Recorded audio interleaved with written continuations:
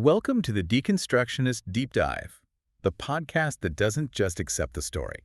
We break it We examine the pieces. and expose the machinery inside. Let's dive in. What if the relentless command to change your focus and change your life isn't just positive advice, but a sophisticated system designed to make you solely responsible for your own exploitation? Today, we're tackling a topic that, well, it touches almost everyone. The pervasive world of self-optimization. Indeed. And our source material for this is a fascinating document. It's titled Critique of the Self-Optimization Deception. So it's less about specific gurus Right. and more about dissecting the underlying beliefs, the mechanisms at play. Yeah, exactly. So our mission today is to unpack these ideas. We want to expose the core concepts, look for the vulnerabilities. Understand not just what these narratives say, but why they land, why they resonate so much. And what the broader implications might be for you listening. Mm-hmm. Okay, let's get into it. Let's start with what seems to be the bedrock, the absolute foundation of a lot of this thinking. Our source points to core idea 1. Reality is a direct product of focus. Mm-hmm. And also core idea 16, life is happening for you, not to you. I mean, these sound incredibly empowering on the surface, don't they? Oh, absolutely. They promise this kind of total control.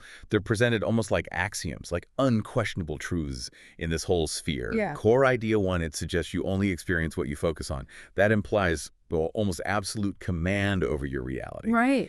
And core idea 16, that's a really powerful presupposition, isn't it? It reframes everything, even horrible suffering, as somehow beneficial or, a lesson just for you. So, okay, if something bad happens, it's not happening to you, it's for you, some cosmic lesson. Mm-hmm. And if your reality isn't what you want, well, just change your focus. That's the fix. The implication being any struggle is just misdirected attention. Precisely. Yeah. But this is where our source really starts to pick it apart. It identifies a huge vulnerability, extreme oversimplification. Right. Like think about someone facing, I don't know, a chronic illness, or maybe they just lost their job unexpectedly. Can sheer focus change that material reality? A positive mindset helps coping, sure, but change the underlying facts. Our source argues this perspective just conveniently ignores things like, well, systemic oppression, for one, Yeah, big one. real material conditions, poverty, discrimination, and just, random bad luck, chance. It leans heavily into what philosophers might call solipsism, this idea that only your mind is sure to exist and reality bends to it. Or maybe just plain magical thinking, like your thoughts directly control the universe, almost like casting spells. And what's interesting is how this really clashes with other ways of thinking, like Stoic physics. Right, the Stoics accepted external events as indifferent, Mm. beyond our control mostly. They focus on our reaction. Or look at Marxist materialist analysis. That puts societal structures, economic conditions front and center, not individual thoughts. It's a total flip, really. Yeah. A complete inversion of how many, serious traditions see the world. Okay, so if my focus alone dictates my reality and everything is happening for me, what happens when things inevitably go wrong? When I've supposedly focused my best, I'm still, struggling. Where does the blame actually land? Well, that leads us straight into what our source calls Deception 1, the focus dictatum. It's this oversimplification, this magical thinking we talked about. Right. And the critique argues its real power source, the benefit, lies with capital and the whole New Age industry. Right. By selling this illusion of total control. It shifts the blame. Conveniently. Exactly. If you're not succeeding, it's not the system's fault. It's not bad luck. It's your focus that's wrong. It becomes a personal flaw, a failure of mine rather than maybe a systemic issue or just circumstance. It's a clever sleight of hand, isn't it? It really is. It takes all the pressure off external forces, off the structures we live in, and puts it all squarely back on the individual. It's not about, say, a brutal job market. It's your failure to manifest abundance. Our source draws a really interesting parallel here. Oh, yeah. Yeah, the old Puritan belief, that wealth was a sign of God's favor. And poverty was a sign of moral failing. Ah, right. I see the connection. Or even its modern repackaging in books like Think and Grow Rich. Prosperity through thought alone. The source uses this freedom lens idea to analyze it. And what does that reveal? Well, it says if you truly buy into this, you end up blaming yourself. For depression may be caused by poverty, anxiety from job insecurity, even illness that might just be genetic. Wow. The critique puts it starkly. You become the soul god and soul devil of your prison. It's incredibly isolating when you think about it. Yeah. Really disempowering. Yeah, that's a heavy conclusion. But this whole self-optimization thing, it doesn't just rely on abstract focus, does it? It often pulls in things that sound, well, scientific. Our source mentions core idea 7, 7 master genes, sirtuins, control aging, and core idea 8, NAD plus NMN supplementation can reverse aging. You hear this stuff a lot in biohacking circles. Yeah, the sirtuins, NAD plus MAM, NMN, it's all very technical sounding. And then there's core idea 3. Human behavior is driven by 6 core needs. How do these fit into the picture? It feels like they're adding a layer of legitimacy. Absolutely. This gets us into what the source calls Deception 3, the technological salvation lie, and Deception 2, the needs hierarchy scam. Okay. With the sirtuins and NAD plus NMN stuff, the critique points out the very intentional use of technical jargon and creates this aura of scientific authority, right? It's to sound bulletproof. Exactly. But it often wildly extrapolates from really preliminary studies, sometimes just animal studies. It presents these unverified claims as if they're solid facts. Like the NMN research in humans, which the source says is still pretty limited. Right. The source calls out this fallacy of misleading vividness, using compelling anecdotes instead of actual hard evidence. So it's not the silver bullet it's often made out to be, despite the fancy, almost sci-fi presentation.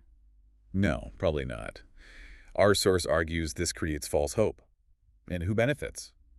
Well, Silicon Valley tech companies, the whole biohacking industry. Right, selling expensive supplements and programs. Creates demand for pricey, often unproven products. It's kind of like the alchemist's quest for immortality, just repackaged with new tech buzzwords. Yeah, I see that. And through that freedom lens, this perspective can make you a passive consumer, just waiting for the next product to fix you. Instead of maybe demanding better public health or looking at systemic issues. Exactly. Instead of engaging in collective action for health improvements now or tackling root causes of health problems, it encourages you to just invest individually in some private, maybe unproven solution. Okay, and what about the 6 human needs model that pops up everywhere in self-help? Right, that's Deception 2, the needs hierarchy scam. The key thing here is that it's often presented as this unique proprietary psychological framework, but it's not some universally accepted scientific fact. It's just one model. Yeah, it can be useful as a heuristic, a way to think about motivations, but the critique points out it basically mirrors things like Maslow's hierarchy. Which has its own critics. Exactly. Criticized for being culturally specific, lacking strong empirical backing. And our source argues its real power source is what it calls the coach-therapist-guru industrial complex. It creates a perpetual diagnostic tool. Ah, so it keeps you coming back. Always needing their framework, their guidance to figure yourself out. Precisely.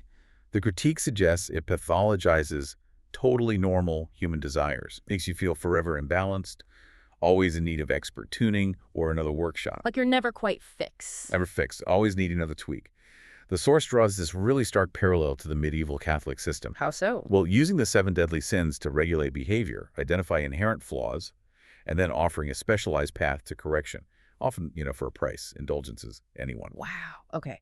Both systems identify supposed flaws and then sell the cure. That's the argument.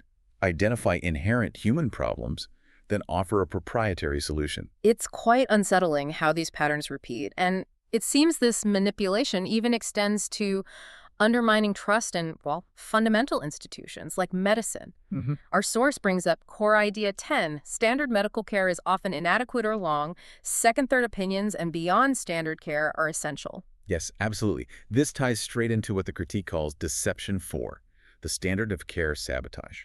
Now look, seeking second opinions, that's often very wise, sensible. Sure. But systematically undermining trust in all standard medical authority, that's dangerous. The critique argues this tactic is used by alternative medicine promoters and also by disruptor capital, looking to privatize and monetize healthcare. Ow! By eroding faith in established, often publicly funded systems. The source even calls it an attack on collective well-being. It sounds almost like a cult tactic. Isolate members from the mainstream doubters so they only trust the leader's version of reality. That feels perilous.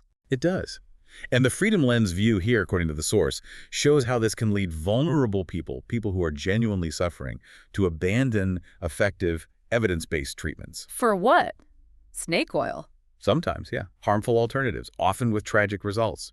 The source doesn't mince words. It calls this a lethal deception. Okay, that's serious. And then there's the ultimate reframing, maybe the most powerful one. Core idea 15, suffering, if reframed, becomes the source of drive and ultimate success. Ah, yes. This connects right back to life happens for you, doesn't it? It's asking us not just to accept hardship, but to somehow embrace it.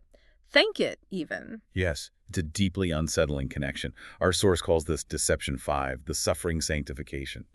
It's described as a profound form of spiritual bypassing. Spiritual bypassing, meaning using spiritual ideas to avoid dealing with difficult realities. Exactly. And the critique goes further, calling it the most potent opiate for the masses. It's this belief that oppression is actually a gift, that the violence and injustice of the world aren't just to be accepted, but actually thanked, because they're forging you into something better. That's a really profound claim. To suggest that hardship, even like systemic hardship, is inherently good for you. Our source argues it's a core deception, and it offers these cross-cultural parallels to show how ancient this pattern is, how effectively it's been used to keep power structures in place. Like what? Think about the divine right of kings, peasant suffering. That was just God's will, part of the natural, unchangeable order. Or the Hindu caste system's justification through karma, your low status is deserved because of past actions. Right. It justifies the status quo, makes it seem inevitable, even righteous. From that freedom lens perspective, our source suggests this might be the master deception. Why? Because it arguably creates willing slaves. By teaching you to turn external violence, exploitation, injustice into an internal lesson, something you need to learn from. And in doing so, the source asserts it absolves those in power of any responsibility. You internalize your own subjugation. Wow. Okay. Yeah.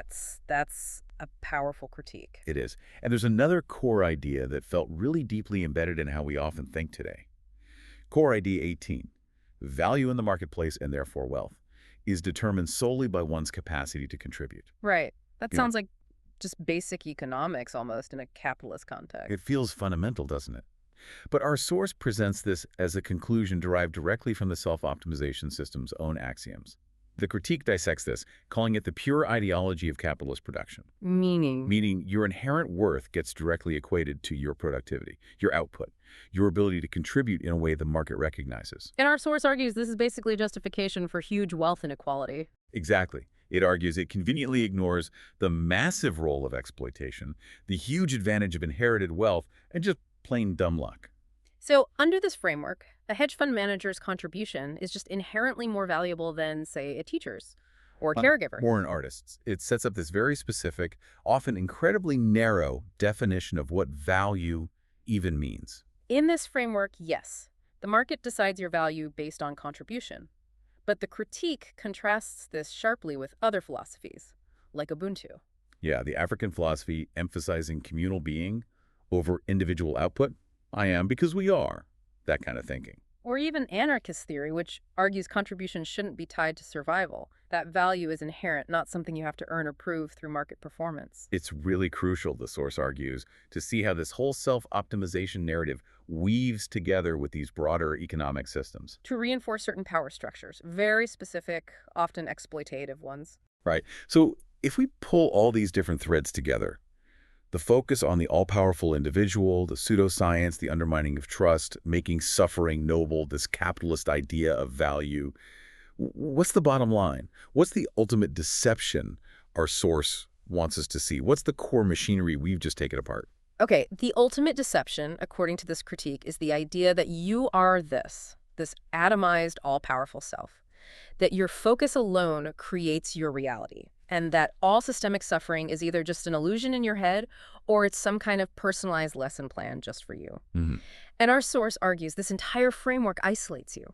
It makes you solely responsible for your own exploitation, your own precarity. And critically, it directs all your energy inward, towards tweaking yourself, optimizing yourself, instead of directing energy outward, towards collective action, towards systemic change. that's a really powerful challenge, isn't it? To so many ideas that are just floating around everywhere presented as purely positive. It asks us to look much, much deeper at their actual function. It does. The critique suggests your body isn't just some temple to be endlessly hacked for more productivity. It's a mortal thing, a political thing, with real needs, real vulnerabilities. In your pain. Your pain isn't always some profound lesson. Sometimes it's just pain. And its source might be an unjust world that actually needs changing, not just your mindset about it. So the call to action here. The call to action from this source is to reject what it calls the tyranny of focus, to embrace the liberating truth of context, of structure, of interdependence. The critique basically says, your enemy isn't your negative thoughts. It's the system that profits from making you think they are. And that's our deep dive for this week. Remember, the most dangerous illusion is the one you don't know you're in. But now you know. So here's our question for you. So we've torn apart the machinery of modern self-help. Now the real question is, what is the one idea you've been holding on to, that you're either the problem or the solution, that you're finally ready to put on the chopping block? Let us know in the comments. Question the narrative, deconstruct the dogma, see the system. We'll see you next time. Stay skeptical. Thank you for joining us.